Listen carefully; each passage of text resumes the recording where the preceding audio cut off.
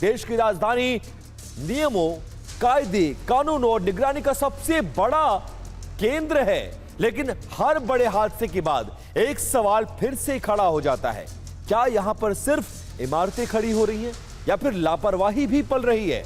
यूं तो दिल्ली, बिहार समेत देश भर में अग्निकांड की कई खबरें आज सामने आई हैं, लेकिन दिल्ली से जन्मा एक सवाल मालवीय नगर होटल अग्निकांड की जांच में सामने आए उस कथित बयान से है, जिसके बाद पूरा सिस्टम आज की तारीख में कटघरे में है।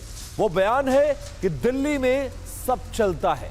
अगर वाकई ऐसी ही सोच ने जगह बना ली है लोगों के जहन में, तो सवाल सिर्फ एक है कि होटल एक मालिक या एक हादसे का नहीं, सवाल उस व्यवस्था का है जो खतरे को देखकर भी अनदेखा कर देता है। और सवाल उन नियमों का भी है जो फाइलों में तो सख्त नजर आते हैं लेकिन जमीन पर बेअसर हो जाते हैं। सवाल उन जांच नतीजों के बारे में है जो हर दुर्घटना के बाद शुरू होता है, लेकिन क्या वो कभी हादसे से पहले जागते हैं? आखिरकार किसकी शय पर यह सब कुछ चलता है और कब तक चलता रहेगा? सब चलता है वाला सिस्टम, क्योंकि सिस्टम में सब चलता है, इसलिए हर बार बेगुनाह लोगों की जान जाने के बाद ही सिस्टम की नींव टूटती है, जैसा इस बार दिल्ली के इस अग्निकांड के बाद होता नजर आया। और दिल्ली के मालवीय नगर में आग लगी, जांच हुई तो सामने आया कि नियमों को ताक पर रखकर सब कुछ चल रहा था। अभियुक्त के बयान से वो सोच सामने आ गई जिसने सिस्टम को कटघरे में खड़ा कर दिया। उधर बिहार के मुजफ्फरपुर में अस्पताल में लगी आग ने कई परिवारों की जिंदगी को मातम से भर दिया। मौत के आंकड़े को लेकर अलग अलग दावे हुए, लेकिन सवाल एक ही रहा कि आखिर सिस्टम सोता क्यों रहा? आखिर कब तक ऐसा चलेगा? और अब हैदराबाद शहर के बीचों बीच एक कॉमर्शियल कॉम्प्लेक्स आग की लपटों में घिर गया। देखते ही देखते ये पूरा कॉम्प्लेक्स इमारत, धुएं और आग के गुबार में तब्दील हो गई। दिल्ली, मुजफ्फरपुर और हैदराबाद, 3 शहर, 3 अग्निकांड, लेकिन कहानी सबकी लगभग एक जैसी है। कहीं फायर सेफ्टी के नियम कागजों में कैद मिले, कहीं इमरजेंसी इंतजाम नाकाफी साबित हुए और कहीं सवाल उठे कि आखिरकार खामियां सिस्टम को पहले नजर क्यों नहीं आती हैं? और मालवीय नगर अग्निकांड की जांच में अब चौंकाने वाले दावे सामने आ रहे हैं। होटल मालिक लवकेश ने पूछताछ में कुछ ऐसी बातें कही हैं जो सिर्फ एक होटल की कहानी को नहीं बल्कि पूरी व्यवस्था पर एक बड़ा सवाल चलता है। वो शब्द, वो सेंटेंस क्या है? दिल्ली में सब कुछ चलता है। क्यों, कैसे और कब तक? यह सबसे बड़ा सवाल है। लवकेश का दावा है कि उसने भरोसा दिलाया गया था कि नियमों को लेकर ज्यादा चिंता करने की जरूरत नहीं है, क्योंकि दिल्ली में सब कुछ चलता है। आखिर यह भरोसा किसने दिलाया? किसके कहने पर होटल का विस्तार किया गया? फायर सेफ्टी नियमों की अनदेखी कैसे होती रही? और सूत्रों के मुताबिक पूछताछ में लवकेश ने कई अहम दावे किए और खुद को नियमों की जानकारी न होने वाली दलील पेश की है। सूत्रों के मुताबिक लवकेश ने जांच अधिकारियों को बताया कि होटल की ऊंचाई 15 मीटर से कम थी, इसलिए उसे कहा गया था कि फायर एनओसी की जरूरत नहीं है। उसने दावा किया कि इसी आधार पर उसने संचालन जारी रखा। लवकेश ने यह भी कहा कि कमरों के विस्तार और निर्माण से जुड़े बदलाव का सुझाव उसे किसी दूसरे व्यक्ति ने दिया। उसके मुताबिक उसे भरोसा यह दिलाया गया था कि यह सामान्य प्रक्रिया है, इसमें किसी तरह की परेशानी नहीं होगी। और सबसे बड़ा दावा यह है कि लवकेश ने पूछताछ में कहा है कि उसे बताया गया था कि दिल्ली में सब चलता है, यानी नियमों और मंजूरियों को लेकर उसे आश्वस्त किया गया था कि कोई दिक्कत नहीं आई। जांच एजेंसियां अब यह पता लगाने में जुटी हुई हैं कि आखिर कौन वो शख्स है, कौन वो लोग थे जिन्होंने होटल मालिक को ऐसे भरोसे दिए जिसके बाद 21 लोगों को अपनी जान गंवानी पड़ी। अब लवकेश बजाज पुलिस की रिमांड में है। साकेत कोर्ट में पेशी के बाद लवकेश को कोर्ट ने 4 दिन की पुलिस रिमांड में भेज दिया है। अब लवकेश से पूछताछ के बाद पता लगाने की पुलिस ये कोशिश करेगी कि कैसे वो किस तरह से इस अवैध होटल के धंधे को चला रहा था, कौन कौन उसके सहयोगी हैं। इसके अलावा होटल के मैनेजर और लवकेश के सहयोगी जय मिश्रा को भी पुलिस तलाश रही है। साथ ही लवकेश के उस बयान पर भी सख्ती से पूछताछ होगी जिसमें सारे सिस्टम को वो इन्वॉल्व करता हुआ नजर आ रहा है। 20 लोग मारे गए। लवकेश जी कुछ कहेंगे? अब जरा समझिए कि लवकेश जैसे अभियुक्त जिसने जो भी कहा कि दिल्ली में सब कुछ चलता है, वो क्यों कहा, किसके कहने पर कहा? क्योंकि कई इलाकों में मंजूर नक्शे से ज्यादा लोग निर्माण करते हैं, कई इमारतों में पर्याप्त पार्किंग की सुविधाएं मौजूद नहीं है, और तो और समय समय पर फायर सेफ्टी के उल्लंघन के मामले भी सामने आते रहे हैं। रिहायशी इलाकों में व्यावसायिक गतिविधियां दिल्ली में आम है। रेस्टोरेंट, कोचिंग सेंटर, बाजार में क्षमता से ज्यादा भीड़, यह दिल्ली की जिंदगी का हिस्सा है।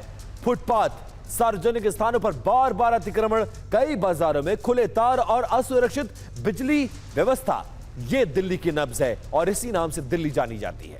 दिल्ली के इसी भ्रष्ट सिस्टम की पड़ताल के लिए हमारी टीम ग्राउंड जीरो पर है। मैं खुद भी कल से लेकर आज दोपहर 4 बजे तक लगभग मैं मौके पर मौजूद था और पाया कि मौत एक दो नहीं बल्कि ऐसी कई इमारतें हैं जो मौत बांटने की तैयारी कर रही हैं। और इस बार भी इमारत का संबंध मालवीय नगर अग्निकांड के मुख्य अभियुक्त लवकेश बजाज से निकला। मेरी ये रिपोर्ट देखिए। ये ग्रीन रेजिडेंसी होटल है, इसी तरह का होटल यहां पर आप देखेंगे। इस तरह से यहां पर रिसेप्शन है और इस तरह से कमरे बनाए गए हैं। क्या हालत है जरा वो हम आपको दिखाने की कोशिश करते हैं। यहां पर आइए। ये होटल है कि रेस्टोरेंट है? ये होटल है, मेरे को पता नहीं है। अच्छा, आप देख सकते हैं यहाँ पे ये इनका रिसेप्शन है। इसी तरह का होटल वो भी था जहां पर आग लगी है। जहां पर आग लगी है वहां से बमुश्किल हम लोग 100 मीटर दूर खड़े हैं।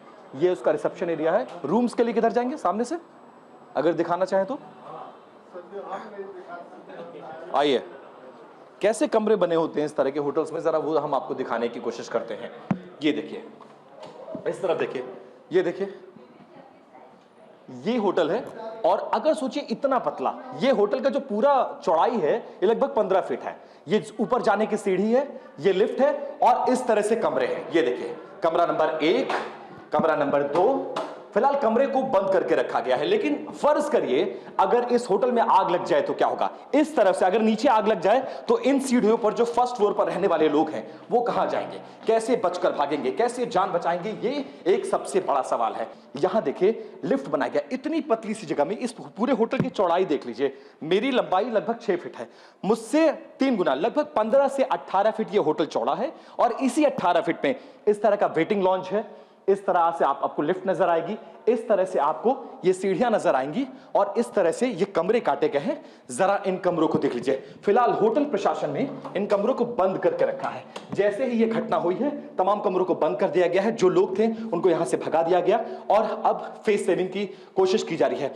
ये पूरा फ्लोर देख लीजिए, यहां से ये शुरू होता है कमरा नंबर 1, कमरा नंबर 2 और उसके बाद ये लॉबी एरिया, ये लिफ्ट का एरिया, ये सीढ़ियों का एरिया और इसके बाद ये गैलरी, ये कमरा और ये कमरा। अब आप देख लीजिए, अगर आग लग गई तो कहीं पे भी, हरीश इस बात का ध्यान रखिएगा, पूरे फ्लोर पर आग बुझाने के लिए एक भी इक्विपमेंट नजर नहीं आया। और ये भी कमरा है, कोई यहां पर रुका हुआ है। एक बार बात करने की कोशिश करते हैं। भैया, you are from? I'm from Congo. You're from Congo. Have you heard that there is a hotel nearby your hotel? There is a fire. Yes. 21 person has died in that. Yes, I see. It is dangerous to stay here. No. It's dangerous. It is dangerous. Can I see your room? Okay, no problem. Yes, I can come. तो आप देख सकते हैं उसी तरह से एक और कमरे को देखिए। यहाँ किचन है, मरीजों के लिए बना गया। ये लोग कांगो से आए हुए हैं, 2 लोग यहाँ पर रुके हुए हैं। यहाँ सिंगल बेड है और इसी तरह की खिड़कियां, दरवाजे आप देखेंगे, इसी में सारा सेटअप तैयार करके दे दिया है।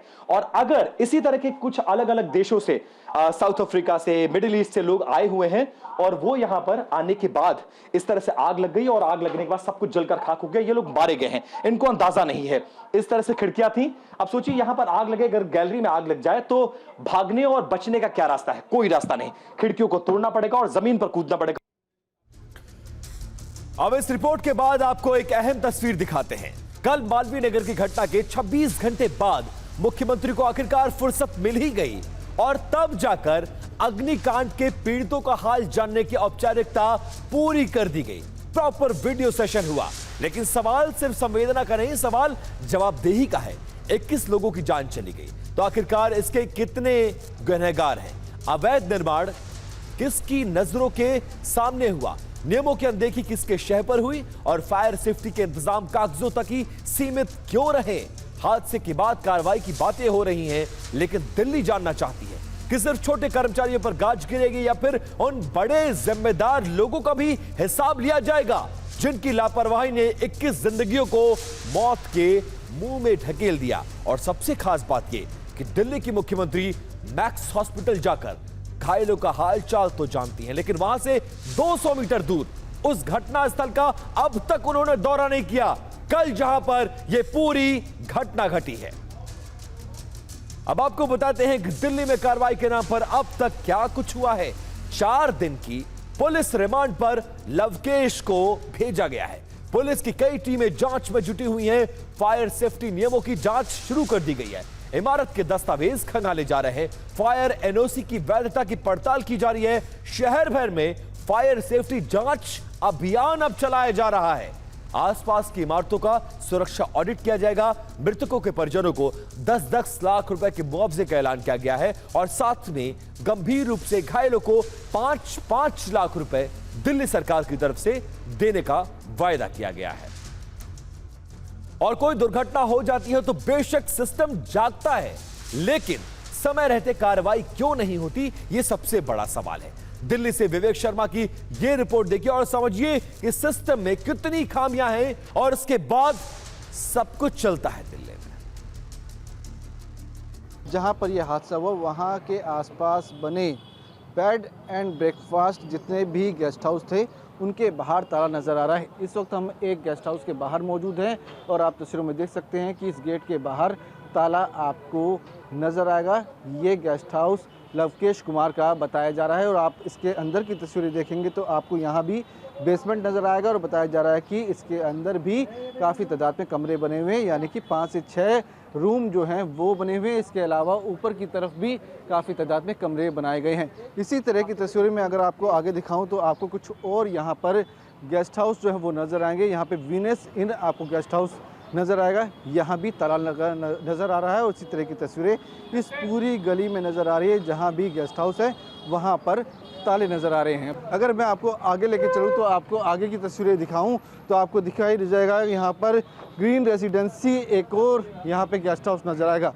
देख सकते हैं कि ग्रीन रेसिडेंसी आपको यहाँ पे नज़र आएगा। अगर मैं आपको आगे लेके चलूँ तो आपको यहाँ भी इसके बाहर भी ताला लगा हुआ नज़र आएगा। आप देख सकते हैं तस्वीरों में कि यहाँ पे गेट लगा हुआ है। तो साफ है कि हादसे के बाद आसपास के जितने भी यहाँ पे जो गेस्ट हाउस बने हुए थे, होटल बने हुए थे, वो बंद कर दिए गए।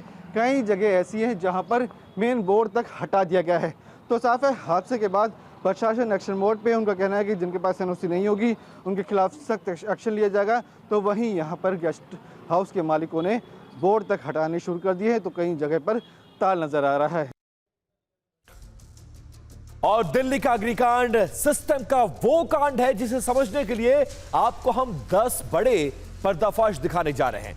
नंबर 1, चाय स्टॉल पर लाइसेंस पर चल रहा था पूरे का पूरा रेस्टोरेंट। सोचिए, चाय बेचने के नाम पर 5 फ्लोर का होटल और रेस्टोरेंट चल रहा था। नंबर 2, एमसीडी को रेस्टोरेंट, बेसमेंट, किचन की जानकारी ही नहीं थी। ये कैसे हो सकता है? नंबर 3, तत्काल लाइसेंस को लेकर नियमों का कथित दुरुपयोग किया गया। नंबर 4, बीएनबी में अवैध तरीके से रेस्टोरेंट, कॉमर्शियल किचन संचालित किया जा रहा था। नंबर 5, 6 कमरों के बीएनबी में इसको बढ़ा दिया गया और इसका व्यवसायिक इस्तेमाल किया गया। नंबर 6, लाइसेंस बीएनबी का संचालन होटल और रेस्टोरेंट जैसा हो रहा था। नंबर 7, जिम्मेदार पुलिस, एमसीडी, फायर, पर्यटन, बिजली विभाग। अब इसमें आपस में जंग हो रही है, सिर फुटौल हो रहा है कि गलती तुमने की, गलती तुमने की और गलती तुमने की। और इसके बाद नंबर 8, लाल डोरा नियमों की आड़ में कार्रवाई से बचने की दलील दी जा रही है। नंबर 9, नियमित निरीक्षण की कोई व्यवस्था पहले से दिल्ली में मौजूद नहीं है। नंबर 10, निरीक्षण में सिर्फ कमरे, सुविधाएं देखे गए, फायर सेफ्टी को देखा ही नहीं गया। यह हाल है देश की राजधानी दिल्ली का। इस अग्निकांड में एक ही परिवार के 9 लोगों की मौत हो गई है, यानी पूरा परिवार उजड़ गया है। विवेक अग्रवाल, उनकी पत्नी तर्जनी अग्रवाल और उनकी मां प्रेमलता अग्रवाल। विवेक अग्रवाल की 2 बेटियां जीविशा और पर्ल अग्रवाल, रिश्तेदार अशोक गोयल और कमला गोयल, एक अन्य रिश्तेदार झुमरी लाल गोयल। ये सब बेमौत मारे गए हैं क्योंकि सिस्टम लापरवाह था। इन 10 चेहरों को देखिए, 8 चेहरों को कैसे ऊपर से देखिए, मां, बेटा, पत्नी, बेटी, बेटी, रिश्तेदार, रिश्तेदार, रिश्तेदार, इस तरह से आप समझिए 3, 2, 5, 1, 6, 2, 8 लोग मारे गए हैं। इस हादसे में परिवार के 80 वर्षीय राधेश्याम अग्रवाल, जो उस समय अस्पताल में भर्ती थे, परिवार के एकमात्र नजदीकी, अब वो जीवित हैं। विवेक गुरुग्राम के सेक्टर 46 में रहते हैं और पेशे से चार्टर्ड अकाउंटेंट थे। पोस्टमार्टम के बाद सभी के शव अब उनके आवास पर लाए गए हैं और फर्ज करिए एक साथ 8-8 चिताएं एक परिवार की जलेंगी तो उन परिवार पर क्या बीत रहा होगा।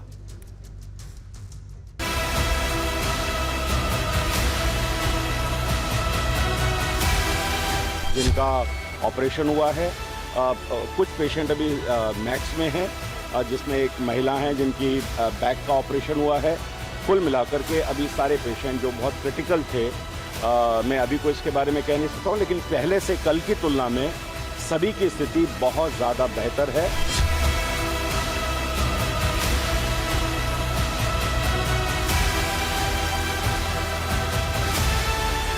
बहुत ही अच्छे इंसान थे। हम लोग मतलब जो है मीटिंग भी रखते थे, डेली वो साइकिलिंग करते थे और अच्छे व्यवहार थे। सारे उनके बच्चे भी थे।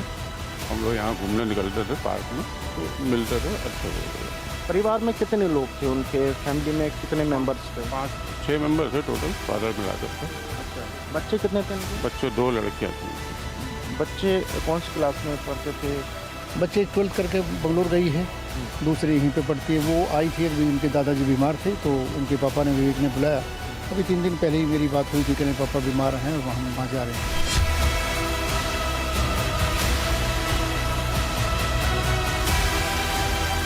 ये मेंबर रहते थे, बाकी वो लोग मिलने के लिए आए हुए थे। 2-3 मेंबर इनके, जो 2-3 मेंबर इनके परिवार के लोग आए हुए थे मिलने के लिए। हाँ, वो लोग भी वहाँ पता करने के लिए वजूद के पास चले गए।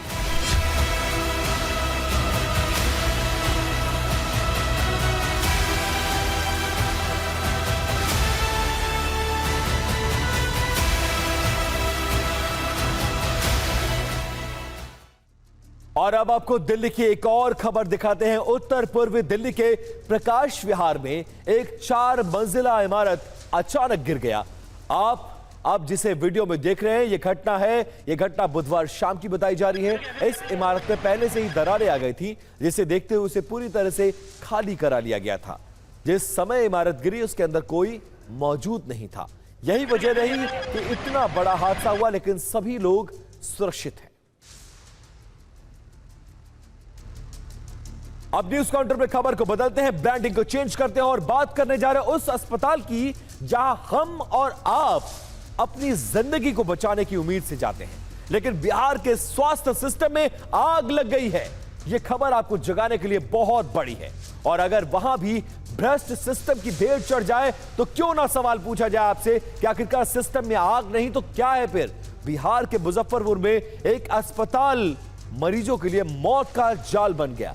आईसीयू में लगी आग ने कुछ ही मिनटों में ऐसा कहर बरपाया कि इलाज करा रहे मरीज धुएं और आग के बीच फंस गए। इस हादसे में 5 मरीजों की मौत हो गई, जबकि कई अन्य मरीजों को दूसरे अस्पतालों में शिफ्ट करना पड़ा है। हादसा मुजफ्फरपुर के ब्रह्मपुर इलाके में मौजूद प्रसाद हॉस्पिटल में हुआ। आग अस्पताल की 5वीं मंजिल पर बने आईसीयू में लगी थी। देखते ही देखते आग और धुआं पूरे वार्ड में फैल गई। शुरुआती जानकारी के मुताबिक शॉर्ट सर्किट की वजह से यह आग लगी। अब इस पूरे मामले में अस्पताल की सुरक्षा व्यवस्था, फायर सेफ्टी मानक और आपातकालीन तैयारियों पर ही सवाल उठने शुरू हो गए। और जिन परिजनों को अपने मरीजों की डेड बॉडी तक नहीं मिली, उन्होंने अस्पताल में भारी हंगामा किया। ये तस्वीरें उसी दौरान की। किस तरह से लोग लड़ रहे हैं, झगड़ रहे हैं, अपनों की डेड बॉडीज की मांग कर रहे हैं।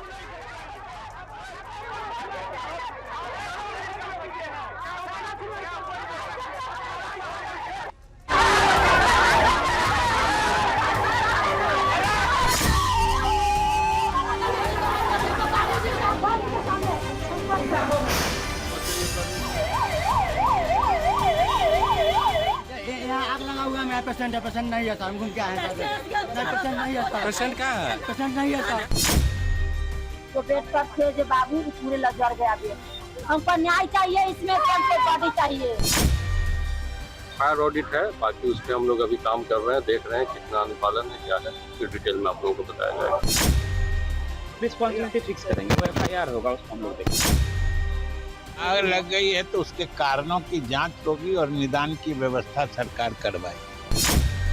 मुजफ्फरपुर के आईसीयू में सर भीषण आग लगी है। इन लोग की मौत हुई है। मुजफ्फरपुर में एक अस्पताल में आग लगी, तकरीबन 5 से 6 लोग जिंदगी गंवा गए। आज साधारण लोग हैं, ये मैटर नहीं करते हैं। ये तो बकौल में अगर कहूँ, कीड़े मकोड़े हैं। और दिल्ली के बाद मुजफ्फरपुर में आग। सवाल ये कि जिम्मेदार कौन है? प्राइवेट अस्पताल के आईसीयू में लगी है भीषण आग।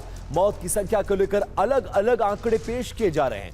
कभी 3, कभी 4, कभी 5, कभी 15 मौत की दावा, 15 लोगों की मौत का दावा किया जा रहा है। मरीजों की मौत की वजह दम घुटना बताया जा रहा है। मरीजों का आरोप है कि फायर कंट्रोल सिस्टम पूरी तरह से खराब पड़ा हुआ था, जिसकी वजह से जब आग लगी तो कोई कुछ नहीं कर पाया। कुछ परिजनों का दावा है कि अस्पताल स्टाफ ने इस दौरान भारी लापरवाही बरती। शॉर्ट सर्किट, ऑक्सीजन सिस्टम और सुरक्षा मानकों की जांच भी नहीं की गई और प्रॉपर अनदेखी की गई, जिसके बाद इतने ज्यादा लोग अस्पताल में जो इलाज कराने गए थे वो जलकर मर जाते हैं।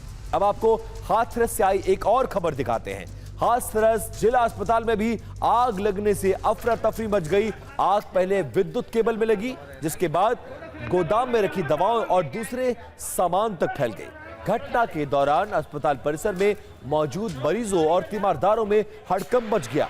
आग लगने के बाद अस्पताल कर्मचारियों ने खुद आग बुझाने की कोशिश की। हालांकि आग तेजी से फैलने लगी और हालात नियंत्रण से जब बाहर होता देखा गया तो फायर स्टेशन को सूचना दी गई। सूचना मिलते ही दमकल की गाड़ियां मौके पर पहुंची और आग पर जैसे तैसे काबू पाया गया। अब न्यूज काउंटर में खबर को बदलते हैं, ब्रांडिंग को चेंज करते हैं और बात करने जा रहे हैं पंचकुला में अंधाधुंध फायरिंग की। चंडीगढ़ से सटे पंचकुला में बीती रात जो कुछ हुआ उसने लॉ एंड ऑर्डर के दावों के बिल्कुल हकीकत को बयान कर दिया है। बीजेपी पार्षद के रिश्तेदार रतन लुबाना जैसे ही क्लब से बाहर निकले, पहले से घात लगाए 2 बदमाशों ने उन पर पिस्टल तान दी। अपनी जान बचाने के लिए लुबाना गिरते पड़ते आगे भागते रहे और पीछे से शूटर गोलियां बरसाते रहे। इसी खूनी खेल में एक गोली रतन के हाथ को चीरती हुई निकल गई। वारदात को अंजाम देकर हमलावर यमुनानगर हाईवे की तरफ रफू चक्कर हो गए। अब वीडियो में साफ देखा जा सकता है कि एक शख्स अपनी जान बचाने के लिए भाग रहा है, जबकि उसके पीछे 2 हमलावर लगातार फायरिंग करते नजर आ रहे हैं। पूरा घटनाक्रम किसी फिल्मी सीन जैसा दिखाई देता है। घटना के बाद इलाके में हड़कंप मच गया और पुलिस तुरंत मौके पर पहुंची। सूत्रों के अनुसार इस हमले के पीछे गैंगस्टर रोहित गोदारा गैंग का नाम सामने आ रहा है। बताया जा रहा है कि रतन लुबाना को पहले से कथित तौर पर फिरौती की धमकियां मिल चुकी थी। शुरुआती जानकारी के मुताबिक पैसे नहीं देने की वजह से इस वारदात को अंजाम दिया गया।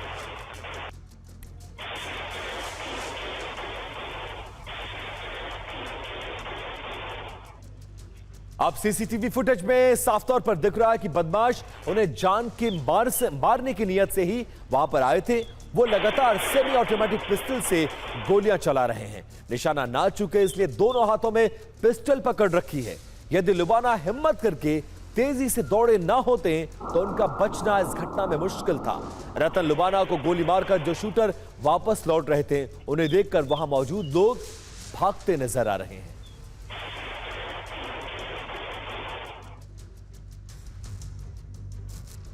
और अंधाधुंध फायरिंग की इस घटना से कांप गया है पूरा का पूरा पंचकुला। वक्त बुधवार देर रात करीब 12 बजे। Location sector 5 Swiss launch club. Target पर बीजेपी पार्षद का देवर रतन लुबाना। हमलावर पल्सर बाइक सवार 2 शूटर्स थे। वारदात 18 से ज्यादा राउंड दोनों हाथ में पिस्टल लेकर फायरिंग की गई और टेलीविजन पर दिख रहा शख्स इसको निशाना बनाने की कोशिश की गई। अब पुलिस एक्शन की बात कर लेते हैं। सरेआम फायरिंग करने वाले बदमाशों की चुनौती को पंचकुला पुलिस ने स्वीकार कर लिया है। फायरिंग की घटना के समय डिटेक्टिव स्टाफ का एक जवान मौके पर मौजूद था, जिसने शूटरों का पीछा करना शुरू किया और घटना की बीती कार्रवाई। सूचना पाकर डिटेक्टिव टीम, क्राइम ब्रांच 26 और एएनसी टीम हरकत में आई और मट्ठावाला फ्लाईओवर के पास नाकेबंदी कर शूटरों को पीछा कर रहे पुलिस जवान की गाड़ी पर भी उन्होंने फायरिंग कर दिया। बदमाश फायरिंग करते हुए भागते नजर आए, जिन पर पुलिस ने जवाबी फायरिंग की। पुलिस फायरिंग में दोनों बदमाशों के घुटने पर 2-2 गोलियां लगी हैं। घायल हालात में दोनों शूटरों को पहले तो सरकारी अस्पताल ले जाया गया, लेकिन ज्यादा ब्लीडिंग के कारण बाद में उन्हें पीजीआई चंडीगढ़ में रेफर कर दिया गया है।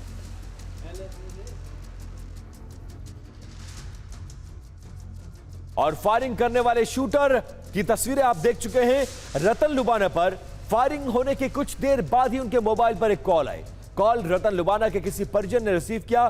कॉलर ने खुद को गैंगस्टर रोहित गोदारा बताया और क्या कुछ बातचीत हुई है उस फोन कॉल पर, वो सुनवाते हैं आपको।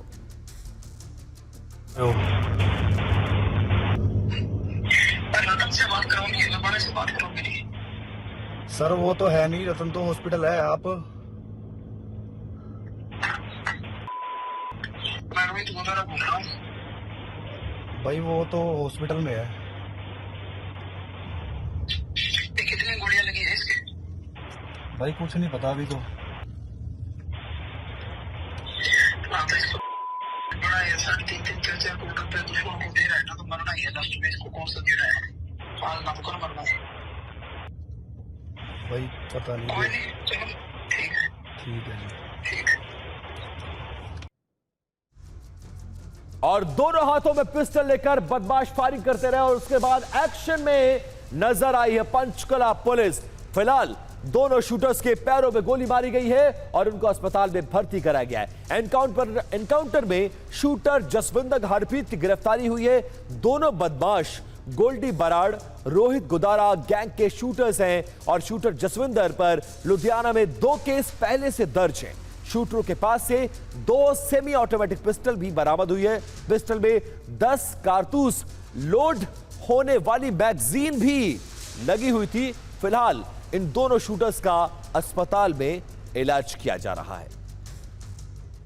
1 बजे हमारे पास सूचना बीती प्राप्त हुई कंट्रोल रूम से कि 2 शूटर्स हैं जिन्होंने नरेंद्र लुबाना के ब्रदर पर, जो कि एमसी हैं, उनके ब्रदर पर फायरिंग कर दी है। जो उसी घटना की सूचना पाकर हमारे पीएसआई सौरभ हैं और एचसी कंवरपाल हैं, उन्होंने उनका पीछा किया और करीब 15-20 मिनट के बाद पीछा करने पर उनको राउंड अप किया। तो राउंड अप के दौरान ही उन्होंने पुलिस पार्टी पर, पीएसआई सौरभ पर फायरिंग की है। करीब 9 से 10 राउंड फायर किए हैं। तो जवाबी कार्रवाई में पुलिस पार्टी ने भी, हमारे पीएसआई सौरभ ने जवाबी फायरिंग करके उनको राउंड अप किया। तो इसमें कोई पुलिस वाला घायल हुआ है? और पुलिस वाले को भी अभी गाड़ी में गोली लगी हुई है और उनको हॉस्पिटलाइज करा दिया जो शूटर्स ने। अब न्यूज काउंटर में खबर को बदलते हैं और ब्रांडिंग को चेंज करते हैं। खबर क्या है? बात करने जा रहे हैं कोचिंग की जंग, खान सर वर्सेस रोशन आनंद। कौन है ये दोनों लोग, क्यों चर्चा में एक बार फिर से हैं और क्यों आमने सामने आकर खड़े गए हो गए हैं? पटना में खान सर की कोचिंग पर हुए हमले के मामले में अब नया मोड़ ले लिया है। पहले पुलिस ने कहा कि हंगामे के दौरान कोई गोली नहीं चली है, लेकिन गुरुवार को एक नया वीडियो सामने आया। इसमें 2 लोग हवा में गोलियां चलाते नजर आ रहे हैं। दावा किया जा रहा है कि गोली चलाने वालों में से एक शख्स खुद को खान सर का बॉडीगार्ड बताता है। अब यह नया वीडियो खान सर के विरोधी कोचिंग ज्ञान बिंदु की तरफ से जारी किया गया है। इसमें 2 लोग हवा में 3 राउंड गोलियां चलाते नजर आ रहे हैं। वीडियो में वो बोर्ड भी जमीन पर गिरा हुआ नजर आ रहा है, जिसमें 2 जून की रात को उपद्रवियों ने जिसको गिराया था।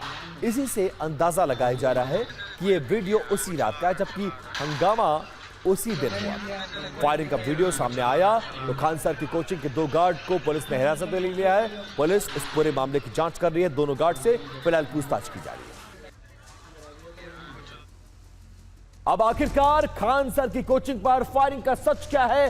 कौन सच बोल रहा है, कौन झूठ बोल रहा है और इस वीडियो के क्या मायने निकाले जाएं, वो आपको समझाने की हम कोशिश करते हैं। देखिए किसने पहले क्या क्या कहा है वो जान लीजिए। खान सर ने पहले फायरिंग की बात कही थी, बाद में खान सर फायरिंग वाली बात से पलट गए और अब फायरिंग वाला वीडियो सामने आ गया है। अब नए वीडियो पर पुलिस ने जांच शुरू कर दी गई है और फायरिंग करने वालों को हिरासत में लिया गया है। सवाल फायरिंग पर खान सर ने आखिरकार यू टर्न क्यों लिया, यह अब तक किसी को समझ में नहीं आ रहा है। फिलहाल पुलिस इस पूरे मामले की जांच कर रही है। अब आपको एक रील के जरिए यह पूरा घटनाक्रम क्या है वो समझाने की कोशिश करते हैं।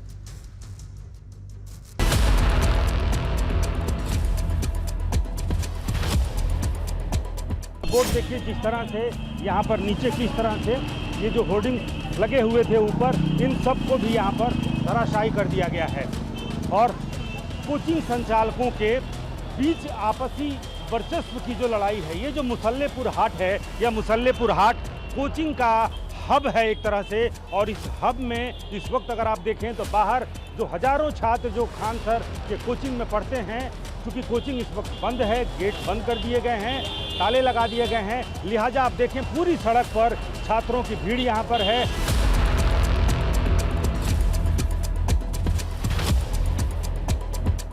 गार्ड को चोट भी लगा, जख्मी है, पीएमसीएच में भर्ती है।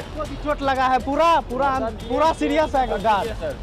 सर मतलब जिस गार्ड को गोली लगा सर वो भी मतलब कि पीएमसीएच हॉस्पिटल में सर, वो भी आईसीयू में सर है सर।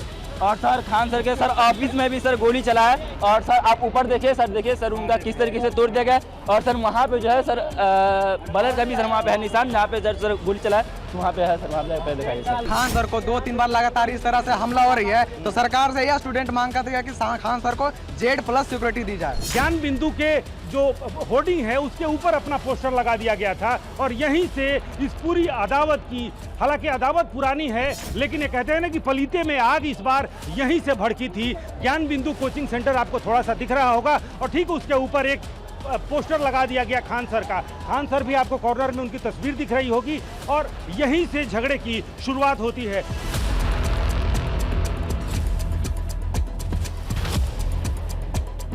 पटना के एसएसपी घटनास्थल पर पहुंच गए थे। उन्होंने कहा कि सीसीटीवी खंगाला जा रहा है, जिन लोगों ने हमला किया है कौन लोग थे, कहां से आए थे, तमाम बिंदुओं पर, तमाम पहलुओं पर इस वक्त जांच चल रही है।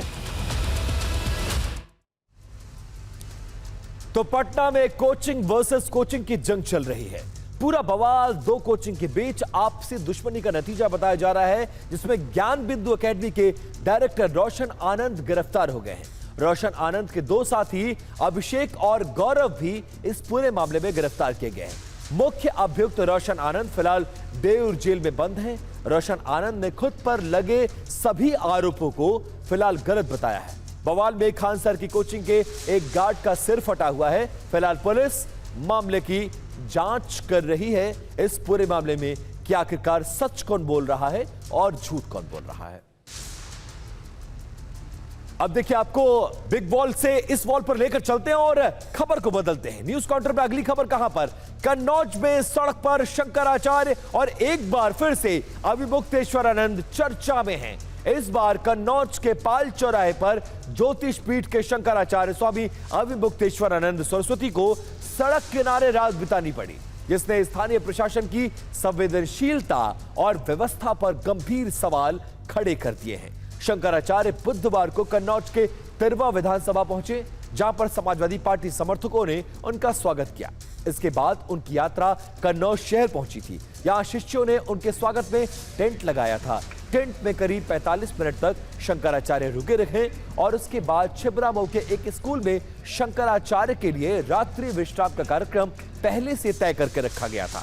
लेकिन आरोप है कि जिलाधिकारी के कथित भारी दबाव के कारण स्कूल संचालक, जिसके स्कूल में उनका रात्रि विश्राम का कार्यक्रम था, अंतिम समय पर स्कूल संचालक ने हाथ खड़े कर लिए और यह कहा कि महाराज जी मुझे माफ करिए, मैं अपने स्कूल में आपको शरण नहीं दे सकता। प्रशासनिक हुक्मनामे के आगे नतमस्तक होकर जब व्यवस्था ने पीठ दिखाई तो सन्यासी ने भी सड़क को ही अपना बिछौना बना लिया। पाल चौराहे पर आनन फानन में एक अस्थायी टेंट को तान दिया गया, जिसमें शंकराचार्य अभिमुक्तेश्वरानंद ने रात बिताई। शंकराचार्य ने इसके बाद सीधे आरोप बढ़ा है कि उनके ठहरने की व्यवस्था करने वाले स्थानीय लोगों और कारोबारियों को प्रशासनिक तंत्र धमकाता नजर आ रहा है। स्वयं एसडीएम का 3-4 बार फोन गया कि सोच लो, तो फिर वो बेचारा व्यापारी आदमी है डर गया। टेलीफोन में उसने हमारे यात्रा के संयोजक को बताया कि 3-4 बार जब हमारे पास फोन आया तो फिर हम भी डर गए, हम भी व्यापारी आदमी हैं, क्या करें। शंकराचार्य जी के प्रति हमारी श्रद्धा तो है लेकिन डर भी है हमको। तो ऐसी परिस्थिति में उसको डर में ना डालना, किसी भी अपने व्यक्ति को जो अपने प्रति श्रद्धा रखता हो उसको समस्या में डालना ये कहाँ का नियम है, जो किसी तरह नहीं डाल सकता। फिर इन्होंने बताया कि हम लोगों ने विकल्प की व्यवस्था करनी चाहिए, जहाँ जहाँ जा रहे हैं वही लोग मना कर दे रहे हैं।